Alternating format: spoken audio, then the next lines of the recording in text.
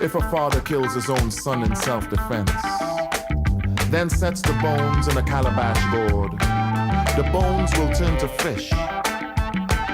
And if the bowl breaks, the water will fill the valleys. So the first track on the album is called Time.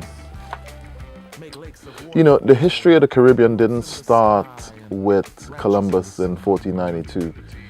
This song is kind of a history lesson that is trying to tie together the history of the Caribbean, South America, and showing how it's connected to Africa and how that, you know, before Columbus even sailed into this region, there was trade and there was travel between these places. There was travel between Africa and the Caribbean and Africa and South America. And it starts with a discussion of a myth, which is an indigenous myth to South America and the Caribbean region, about a father that kills his son and puts the son's bones into a calabash, and the bones turn into fish.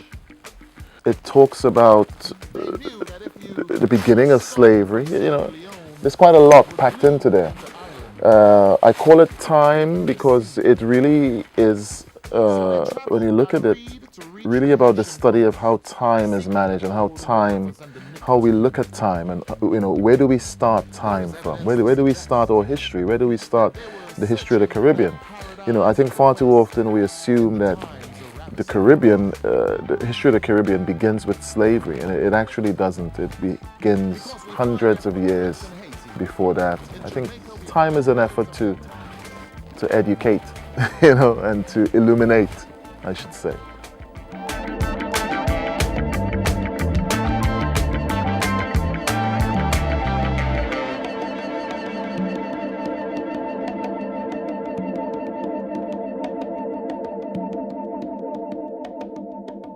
While the diaspora unravels like a broken necklace.